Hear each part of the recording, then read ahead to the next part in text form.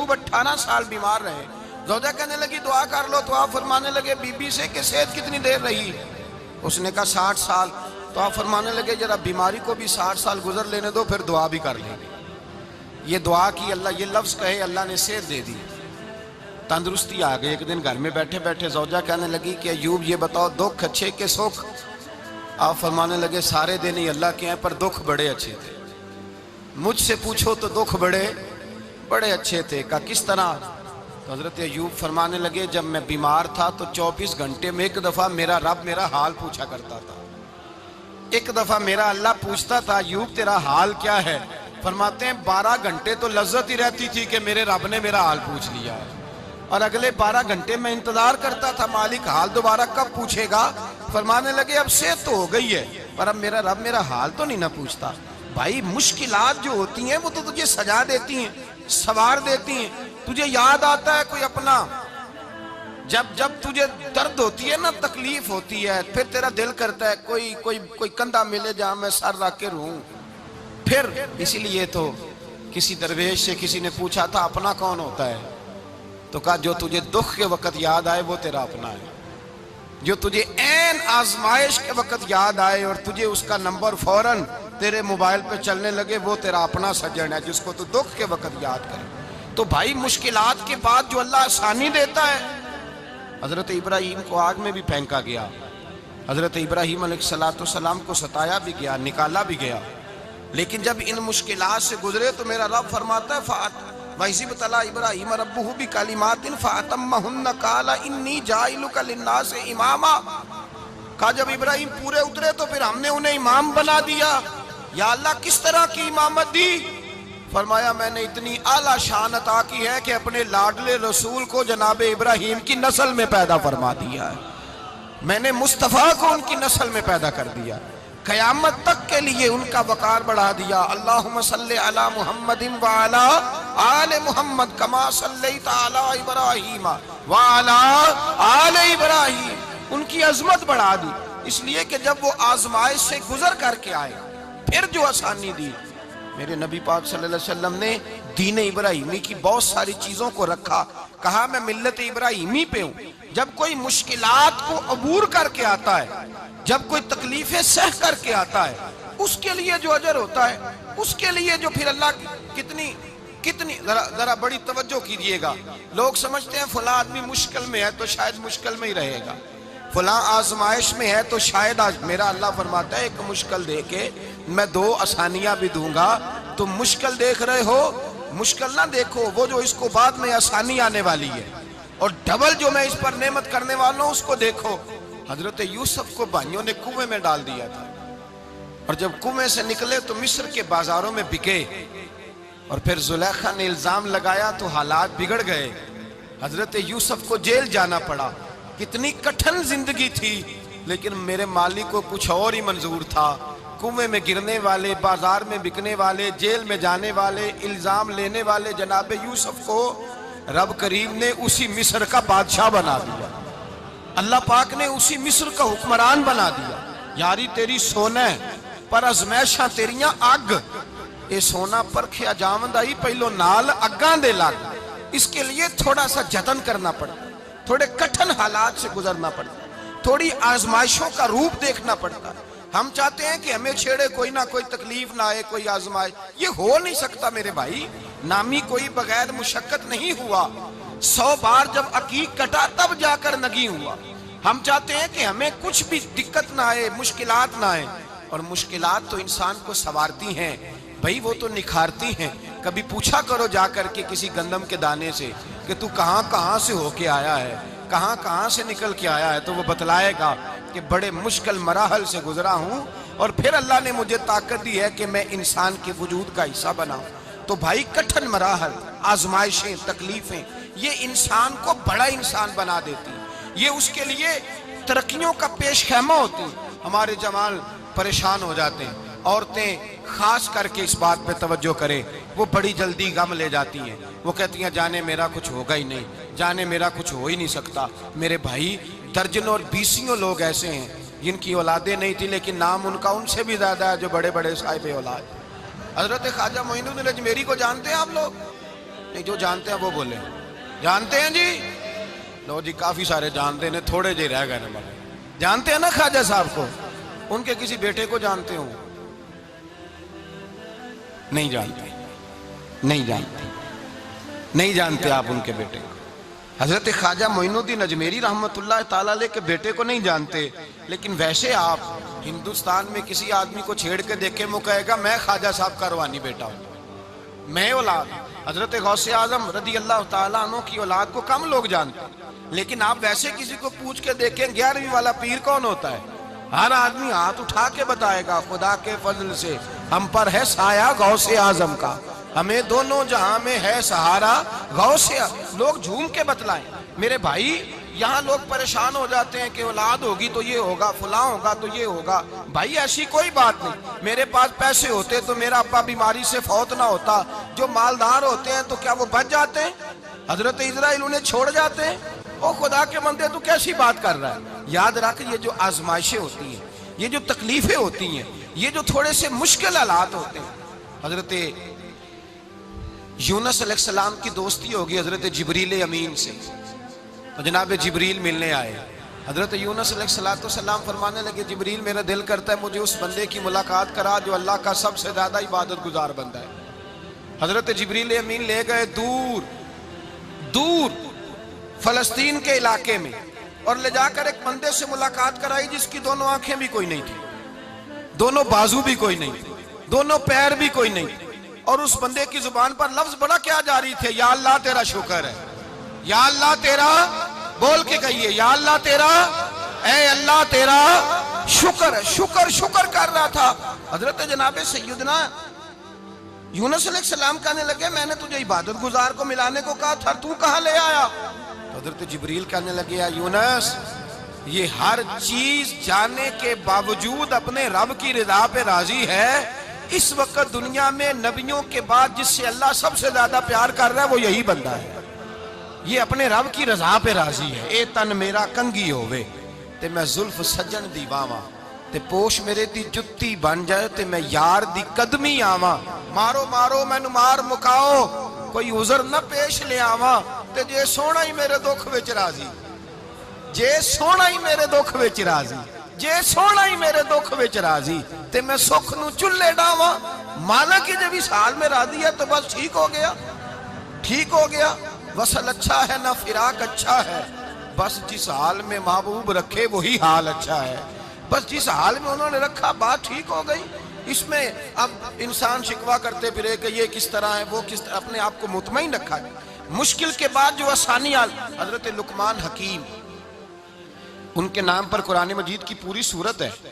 حضرت لقمان حکیم علیہ رحمہ آپ اپنے بیٹے کو نصیحت کر رہے تھے, کہنے لگے بیٹا کو مشکل آئے تو گھبرانا نہیں, کوئی مشکل آئے تو کرے بیٹوں کو سمجھ آ جائے کہ مشکل آئے تو, سمجھ آ رہی ہے بات کی, مشکل آئے تو. اور کیا خوبصورت جملے, بیٹے کو بٹھا کے کہتے ہیں بیٹا چھوٹی مشکل آئے گی تو اللہ بڑی مشکلات آسان کر دے گا. سمجھو چھوٹی مشکلات آئیں تو اللہ نے بڑی مشکلیں اس نے آسان کر دی.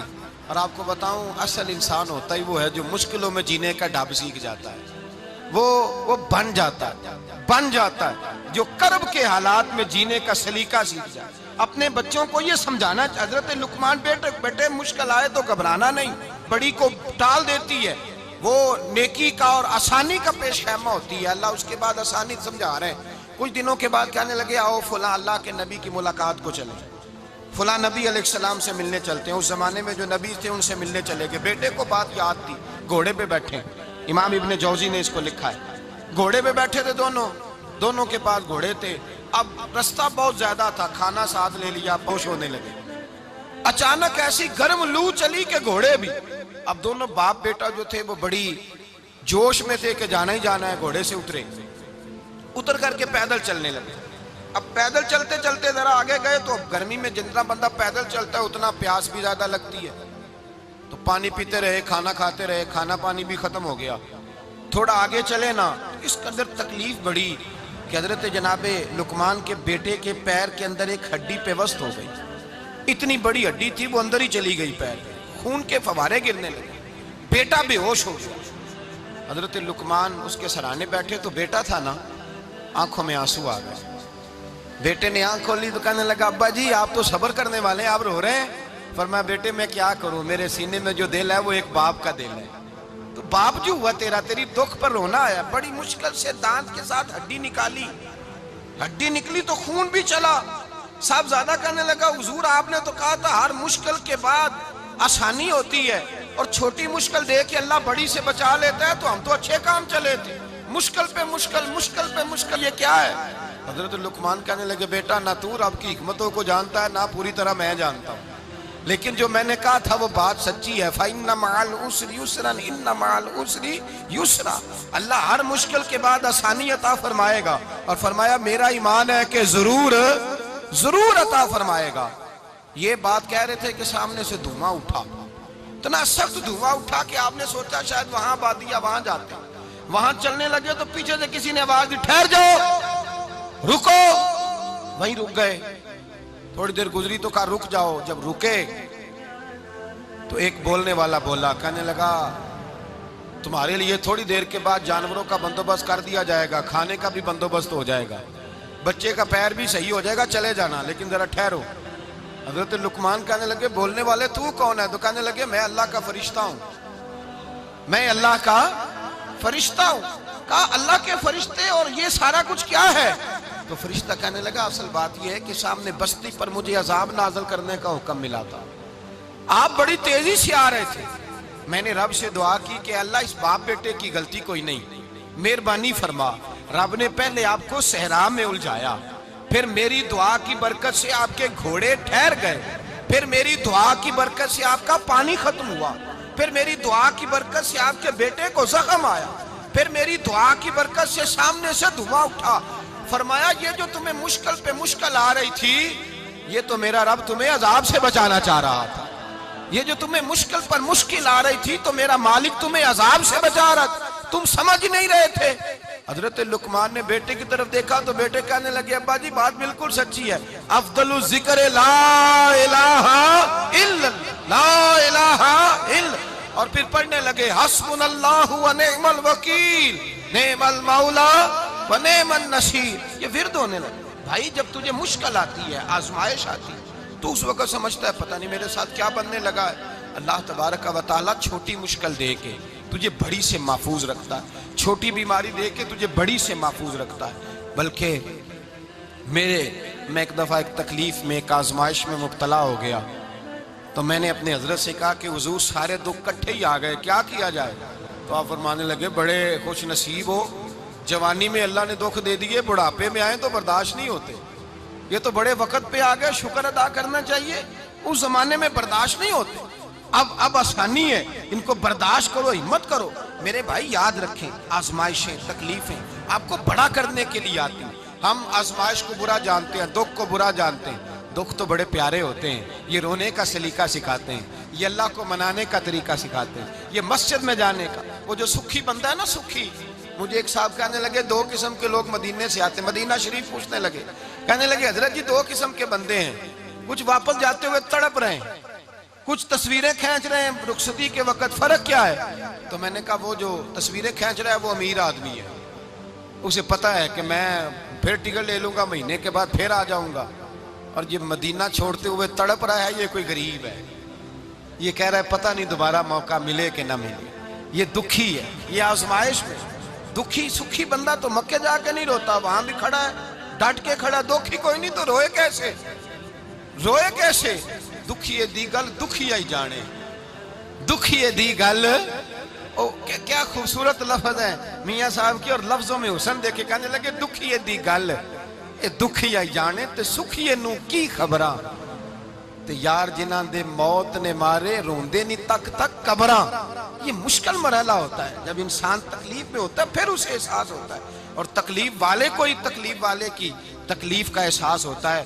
جب آپ کو اللہ مشکل دیتا ہے تو سمجھ لے رب آسانی دینا چاہ رہا ہے, جب تیز دھوپ آتی ہے تو سمجھ لے اللہ گرم ہوا گزار کے ٹھنڈی بارش برسانا چاہ رہا ہے, اور جب چاروں طرف سے گھٹن ہو, پنجابی میں کہتے ہیں گمہ لگ جائے, تو پھر سارے بول کے کہتے ہیں اب جو طوفان آئے گا وہ سخت ہی آئے گا.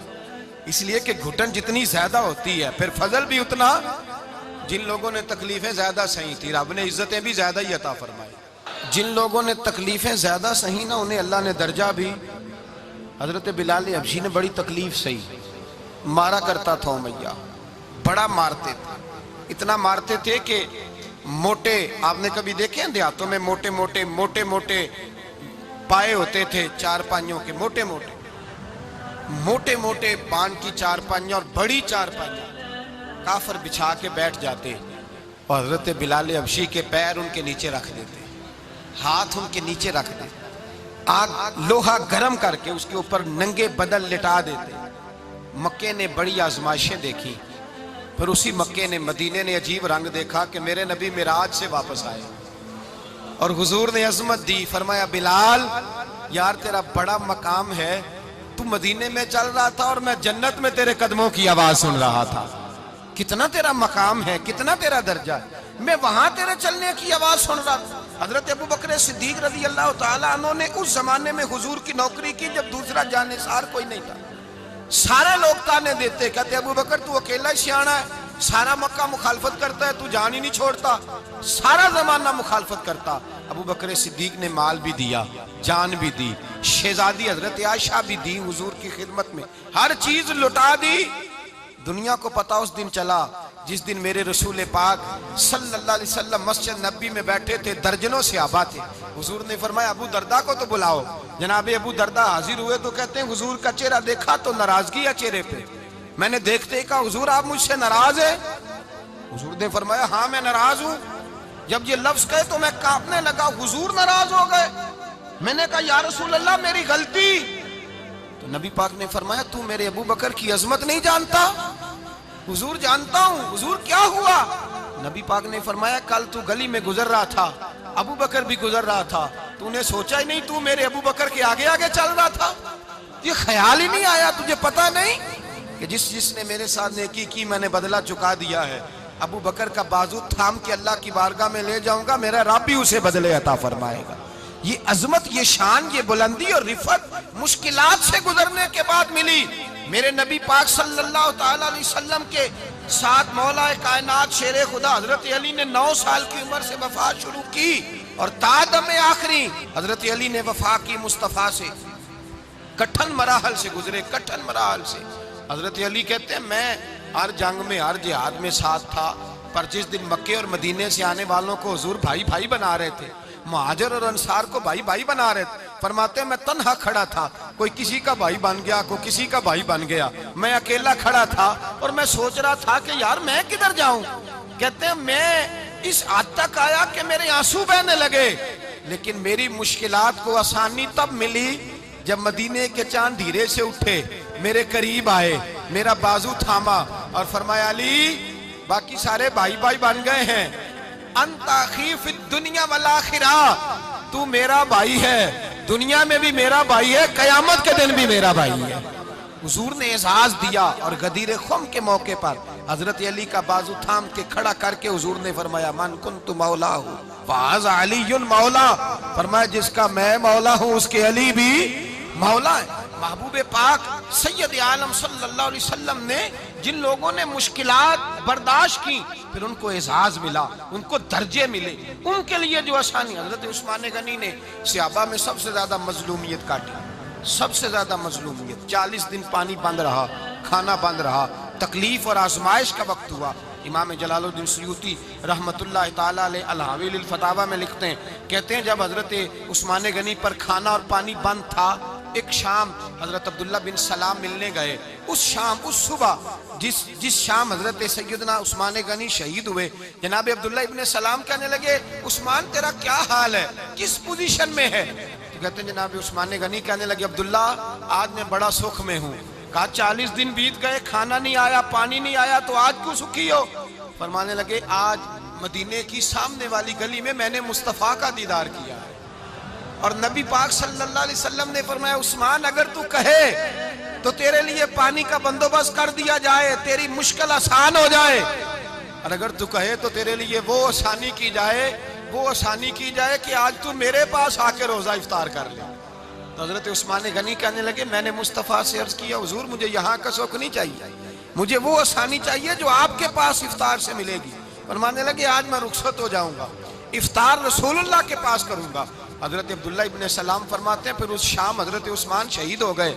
لوگ کہنے لگے عثمان شہید ہو گئے، اور میں کہنے لگا نہیں، انہوں نے جا کے نبی پاک کے دسترخوان پہ روزہ افطار کر لیا ہے۔